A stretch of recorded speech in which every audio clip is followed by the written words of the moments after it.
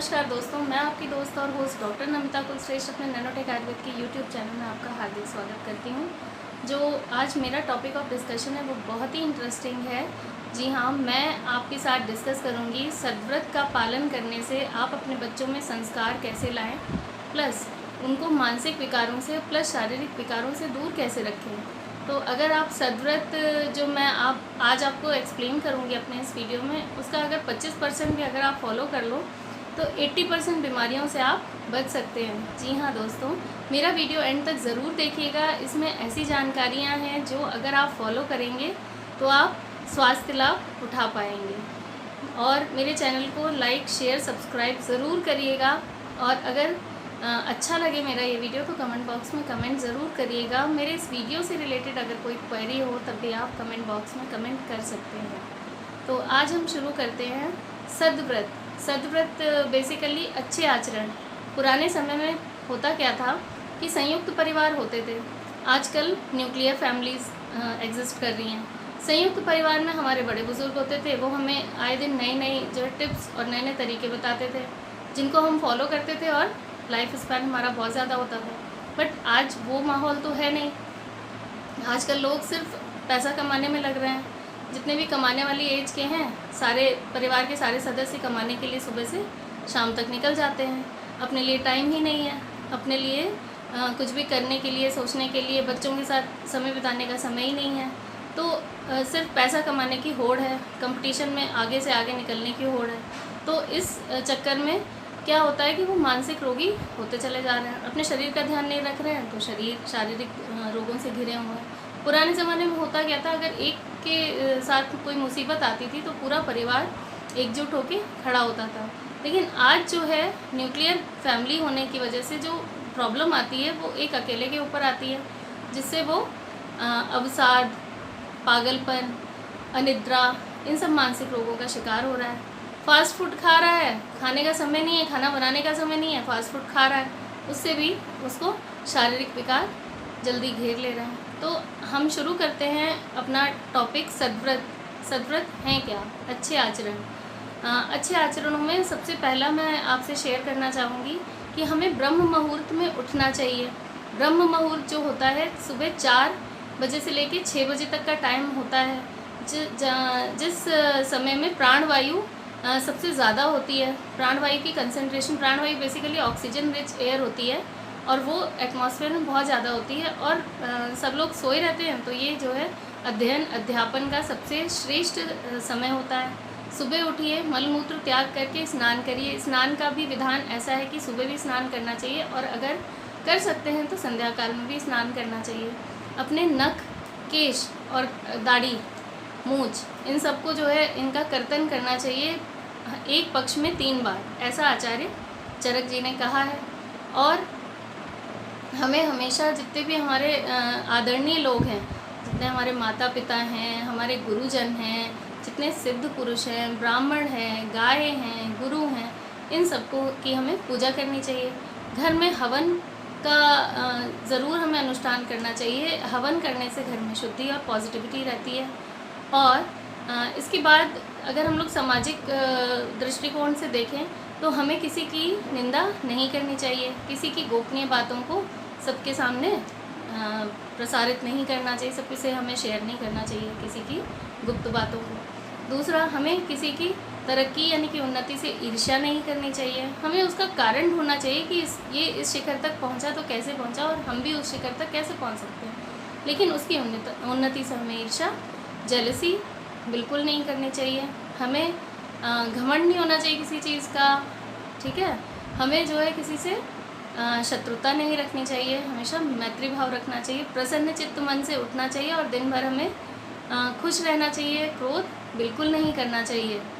अब अगर हम देखें भोजन से अगर हम लोग जोड़ें तो भोजन करते समय भी प्रसन्न चित्त रहना चाहिए। भोजन की निंदा नहीं करनी चाहिए, हमें उसकी रेस्पेक्ट करनी चाहिए, क्योंकि जो भोजन हम खा रहे हैं वो हमें दिन भर काम करने की एनर्जी दे रहा है, तो हमें उसको बड़े ही खुश होकर ग्रहण करना चाहिए।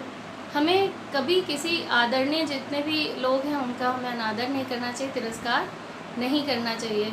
हमें पूजा वाली जगह, जितनी भी मांगलिक स्थान होते हैं, पूजा वाली जगह वहाँ मल मूत्र का त्याग प्लस थूकना नहीं चाहिए।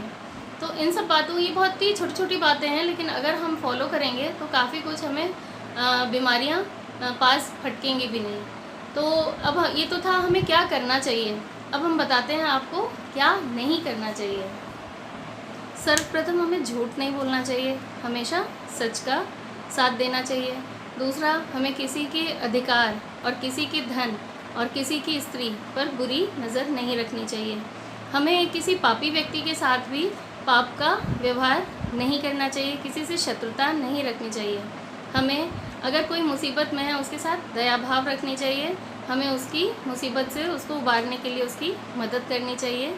और हमें किसी दुराचारी व्यक्ति के साथ समय नहीं बिताना चाहिए, और हमें दांत किटकिटाने नहीं चाहिए। अगर हम छींकते, हंसते और खांसते हैं तो हमें मुंह ज़रूर ढक लेना चाहिए। ये भी सब बहुत छोटी छोटी बातें हैं, लेकिन अगर फॉलो करेंगे तो आप बहुत ही एक पॉजिटिविटी का ऐसा अनुभव करेंगे।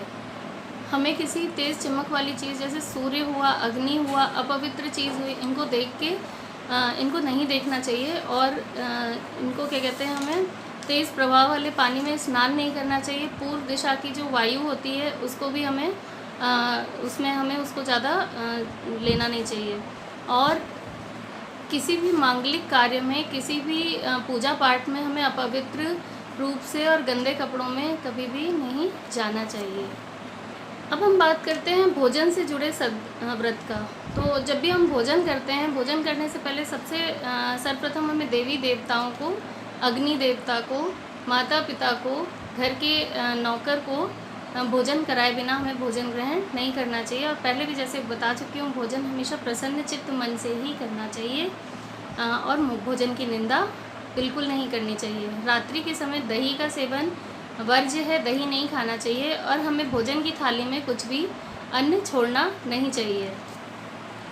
और ऐसा व्यक्ति जो आपसे शत्रुता रखता हो या आप जिसके लिए अप्रिय हो, उसके हाथों से भोजन ग्रहण नहीं करें।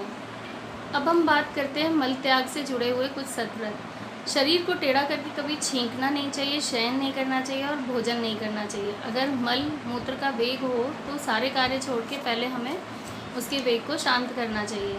दूसरा, किसी भी पूज्य स्थल या पूज्य गुरुजन या सिद्ध पुरुष, मंदिर, इनके आगे कभी मल त्याग नहीं करना चाहिए, कभी थूकना नहीं चाहिए। पूजा करते समय भी हमें कफ का त्याग नहीं करना चाहिए।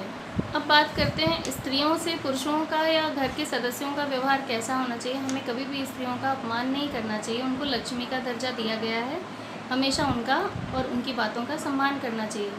लेकिन स्त्रियां बहुत ही ज़्यादा बातों को गोपनीय रख नहीं सकती हैं, तो उनसे हर बात शेयर करने की भी ज़रूरत नहीं है।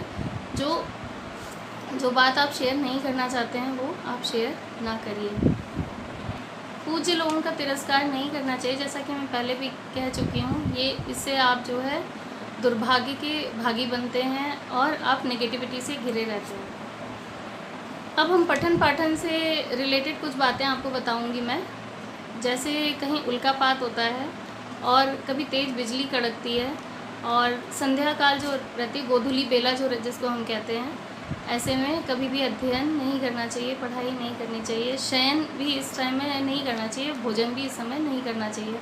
और दूसरा, अगर आपने अपना अध्ययन किसी गुरु की गाइडेंस में नहीं लिया है तो वो अध्ययन भी बेकार है। गुरुमुख से निकले हुए शब्द वो आपके लिए एक कारगर और आपको एक अच्छा आदमी बनाते हैं, अच्छे व्यक्तित्व का धनी बनाते हैं, और बिना गुरु के तो सब बेकार है। तो गुरु का होना परम आवश्यक है। अब हम बात करते हैं समाज से रिलेटेड कुछ सद्व्रत। हमें हर समय को व्यर्थ नहीं करना चाहिए। समय बहुत महत्वपूर्ण है, बलवान है, तो हमें समय निरर्थक व्यर्थ नहीं करना चाहिए। और हमें सबकी बातों को, जो भी हमसे कोई शेयर करता है, उसको गोपनीय रखना चाहिए, उसको प्रसारित नहीं करना चाहिए, निंदा नहीं करनी चाहिए हमें किसी की। हमें अकेला रास्ता और सुनसान जगहों पर शमशान में नहीं जाना चाहिए, और ब्राह्मणों का तिरस्कार नहीं करना चाहिए। और गाय को क्योंकि हमारे यहाँ माता का दर्जा दिया गया, तो उन पर दंडा भी नहीं उठाना चाहिए। अब बात करते हैं कार्य संबंधी सद्व्रत, जो आपके वर्क फील्ड है उससे रिलेटेड। कोई भी काम को बिना सोचे समझे नहीं करना चाहिए, और अगर आपको क्या कहते हैं बहुत ज़्यादा सोचने पर भी वक्त ज़ाया नहीं करना चाहिए, उसके डीमेरिट्स मेरिट्स देखिए और काम कर डालिए। बहुत ज़्यादा सोचने पे समय बर्बाद नहीं करना चाहिए और अपना काम पूरे लगन और निष्ठा के साथ करना चाहिए। और अपने काम के समय कोई भी दूसरा काम लेके मत बैठिए, काम के समय सिर्फ काम ही करना है। और काम करते समय अपनी इंद्रियों पर काबू कर रखना है। हमें काम करते समय ज़्यादा हर्षित होकर या ज़्यादा दुखी होकर कोई काम नहीं करना है, इमोशनल होकर हमें कोई काम नहीं करना है। बस हमें काम को अच्छा आउटपुट दें इसलिए काम करना है। और यदि कोई आपका अपमान कर देता है, कोई आपका कलीग या आपसे कोई सीनियर, तो उसको हमें बार बार याद नहीं करना चाहिए, कोशिश करनी चाहिए कि आप वो भूल जाए। हवन से संबंधित सदव्रत जो है, जब भी आप हवन करवाते हैं घर में तो एकदम पवित्र और साफ़ सुथरे कपड़ों में ही उसमें शामिल हों। और दूसरा, हमेशा प्रार्थना करें हवन करते समय कि अग्नि देवता मेरे प्राणों को बल दे और मेरे शरीर से अलग ना हो। वायु देवता मेरे प्राणों को धारण करे रहे। विष्णु देवता मुझ में बल का आधान करे। इंद्र देवता मुझ में पराक्रम का आधान करे। और कल्याणकारी जल देवता मुझ में शक्ति का आधान करे। अंत में ये कहना चाहूँगी कि ब्रह्मचर्य, दान, उपेक्षा, शांति, हर्ष और दया, इन सब भावों में हमेशा तत्पर रहें। इससे आपका मन भी प्रसन्नचित्त रहेगा और आपका शरीर भी स्वस्थ बना रहेगा।